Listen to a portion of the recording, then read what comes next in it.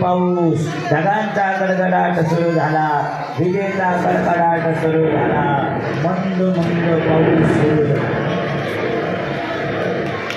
खळखळ वाहणारी यमुना मैयामध्ये जेव्हा वसुदेवाने प्रवेश केला,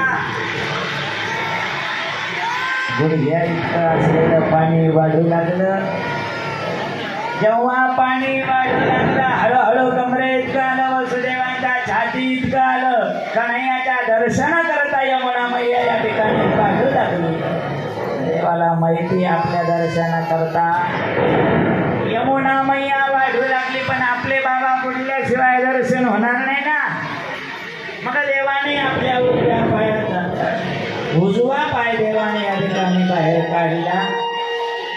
यमुना मैयाला या ठिकाणी देवाचं दर्शन झालं आणि खळखळ वाहणारी यमुना मैया या ठिकाणी शांत झाली. पाणी कमी झालं आणि यमुनाच्या पलीकडच्या तीरावर गोकुळामध्ये वसुदेवांचं आगमन झालं आणि वसुदेवांनी या ठिकाणी कन्हैयाला यमुना यशोदा मैयाच्या पलंगावर असलेल्या पाळण्यामध्ये कन्हैयाला या ठिकाणी ठेवलं आणि गोकुळामध्ये झालं अतिशय आनंदी आनंद. सगळ्या गवळणी नटून थटून पिवळ्या पिवळ्या साड्या घालून, पिवळा रंग आनंदाचा प्रतीक आहे म्हणून आज कन्हैयाच्या आनंद उत्सवाकरता आपण सगळेच जण या ठिकाणी उपस्थित झालेला आहात.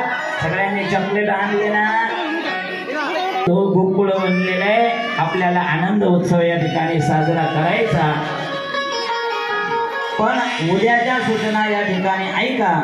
या बॉक्स जवळच्या मुलींना थोड्या बाजूला सारखा बॉक्स मोकळा राहू दे.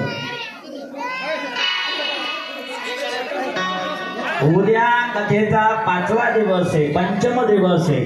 आपल्याला इंटरव्हेलच्या अगोदर माखन चोरी लीला या ठिकाणी बालगोपाळांसहित कन्हैया उद्या करणार आहेत आणि उद्या ठीक 4:30 वाजता भगवान परमात्मा गोवर्धनाची या ठिकाणी पूजा करणार आहेत. गोवर्धन लीला या ठिकाणी उद्या होणार आहे. धान्य देण्याकरता धोंडलगाव अतिशय उदार या ठिकाणी गाव आहे. तुम्ही जेवढं या ठिकाणी सप्तधान्य द्याल तेवढं सगळं संत महात्म्याच्या मुखामध्ये जाणार आहे. म्हणून जास्तीत जास्त सगळ्यांनी या ठिकाणी सप्तधान्य आणा. आणि उद्या सोमवार एकादश असल्यामुळे अंकुश लालू अण्णा चौधरी यांच्या मार्फत फराळाची व्यवस्था सर्वांकरता करण्यात आलेली आहे. उद्या गोवर्धन पूजा 4:30-5 ला होईल. कथा समाप्त झाली का याच ठिकाणी एकादशीचं फराळ सगळ्यांना या ठिकाणी 5 वाजता व्यवस्था केलेली आहे. सगळ्यांना उद्याच्या फराळाचं आजच निमंत्रण आहे. का नाही?